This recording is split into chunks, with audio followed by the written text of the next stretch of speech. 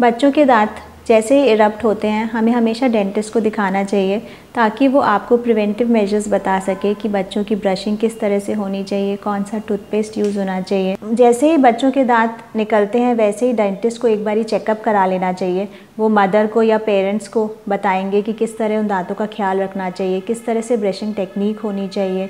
Finger brushes आते हैं वो यूज़ कर सकती हैं मदर या फादर बच्चे के दांतों को साफ़ करने के लिए। प्रिवेंटिव मेजर्स होते हैं जिससे कि आगे जाके दांतों में कीड़ा नहीं लगता, जैसे कि फ्लोराइड एप्लीकेशंस होती हैं, पिट एंड फिशर सीलेंट्स होते हैं। और बच्चों का रेगुलर चेकअप कराते रहना चाहिए हर 6 मंथ्स टू 1 ईयर में, जिससे कि अगर कैविटी हो रही है तो इनिशियली ही उसका इलाज कर लिया जाए। इनिशियली उसका इलाज कर लेते हैं तो फिर वो आगे जाके बढ़ती नहीं है, नसों तक नहीं पहुँचती और बच्चे को दर्द नहीं करती है। बच्चों के दूध के दांत जब आते हैं तो हमें ख़ास तौर पे ध्यान रखना चाहिए कि बॉटल फीडिंग हम एक समय के बाद छुड़वा दें, क्योंकि बॉटल फीडिंग से बच्चों के दांतों पे बहुत नुकसान होता है। उससे रैम्पेंट केरीज़ या नर्सिंग बॉटल केरीज़ हो जाती हैं, जिससे कि सारे दांतों में कीड़ा लग जाता है और वो काले हो जाते हैं और उसके बाद बहुत कष्ट होता है बच्चों को। हमें कोशिश करनी चाहिए कि कुछ समय के बाद, जैसे कि 1-1.5 साल या 2 साल मैक्सिमम के बाद आप बॉटल फीडिंग छुड़वा दें। और रात का लास्ट मील जो होता है वो दूध नहीं होना चाहिए। दूध मुंह में पड़ा रहता है, उससे कीड़े लग जाते हैं और बच्चों को बहुत दिक्कत होती है। 3 से 7 साल के बच्चे जिनके दांतों में कीड़ा लग जाता है, हमने देखा है कि वो बच्चों के दांत पूरे काले काले हो जाते हैं और ज़्यादातर माँ बाप हमारे पास आते हैं और दोष देते हैं कि ये चॉकलेट्स च्युइंगम्स बहुत खाता है, इससे उनके दांत ख़राब होते जा रहे हैं। बल्कि ऐसा नहीं होता। ज़्यादातर जो बच्चों के दांत काले हो जाते हैं, छोटे बच्चों के दांत, उसका रीज़न होता है कि बहुत प्रोलॉन्ग टाइम तक उन्होंने बॉटल फीडिंग की होती है। बॉटल फीडिंग से क्या होता है कि रात को उनके मुंह में मीठा दूध या नॉर्मल दूध पड़ा रहता है, जिससे कि कीटाणु दांतों पर और उस दूध पर एक्ट करते हैं और कीड़ा लगता रहता है। दिन का जो लास्ट मील होता है वो कभी भी दूध नहीं होना चाहिए और बच्चों के दांतों को साफ़ करके फिर उसको सुलाना चाहिए। बॉटल फीडिंग से बहुत ज़्यादा नुकसान होता है, इसलिए कोशिश करनी चाहिए कि बॉटल फीडिंग जल्द से जल्द छुड़वा दी जाए। दूध के दांतों की फिलिंग करनी ज़रूरी होती है। ज़्यादातर लोग ये निगलेक्ट करते हैं कि ये तो दूध के दांत हैं और टूट ही जाने हैं, तो उसकी क्यों केयर करनी है। पर जो दूध के दांत हैं वो as a space maintainer act करते हैं, जो कि मेंटेन करके रखते हैं स्पेस को, ताकि जब पक्के दांत आए तो उनकी जगह मेंटेन रहे। और वैसे भी दूध के दांत आगे वाले जो होते हैं वो 6 से 7 साल की उम्र में टूट के आते हैं और जो पीछे वाली जाड़ें होती हैं वो 11 से 12 साल की उम्र में टूटती है। तब तक वो दांत हमें चलाने होते हैं और अगर नहीं हम उसकी केयर करेंगे, उसमें जो कीड़ा लगा है उसको नहीं ठीक कराएंगे तो बच्चों को दर्द शुरू हो जाएगा और फिर उन्हें खाने पीने में दिक्कत होगी। इसलिए चाहे वो दूध के दांत ही हैं, चाहे वो टूट के दोबारा आने वाले हैं, पर उनकी केयर करना भी बहुत बहुत ज़रूरी है और उनका समय समय पे इलाज कराते रहना चाहिए। प्रिवेंटिव मेजर्स बच्चों में क्या किया जा सकता है? प्रिवेंटिव मेजर्स बच्चों में किया जा सकता है जिससे कि उनके दांतों में कीड़ा लगे ही ना। प्रिवेंटिव मेजर्स के अंदर आते हैं जैसे कि pit and fissure sealants, fluoride applications.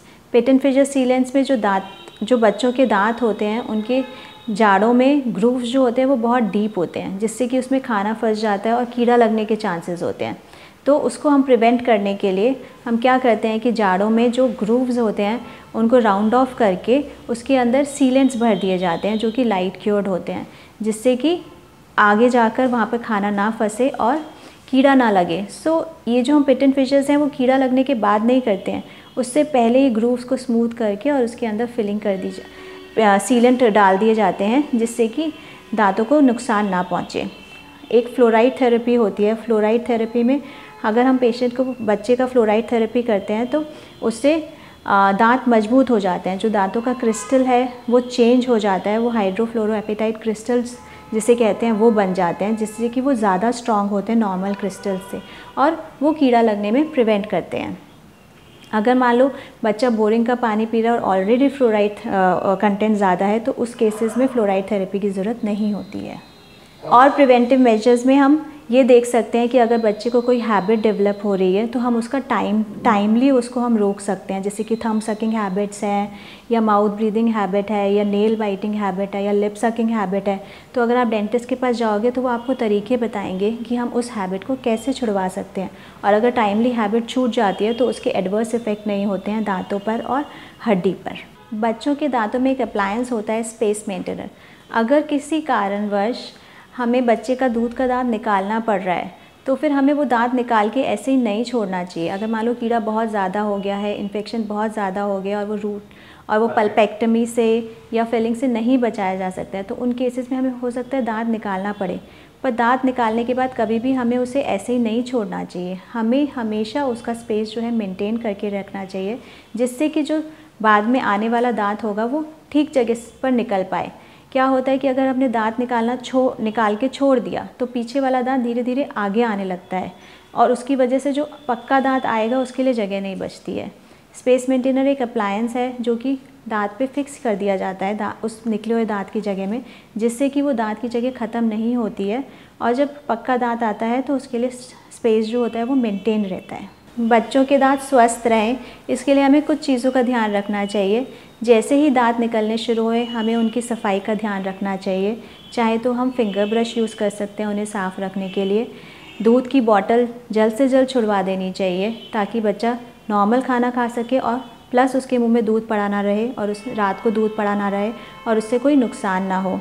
हम चाहें तो उसका प्रिवेंटिव मेजर्स करवा सकते हैं, जैसे कि पिट एंड फिशर सीलेंस है, फ्लोराइड एप्लीकेशन है, जिससे कि कैविटी लगने के चांसेस कम हो जाते हैं।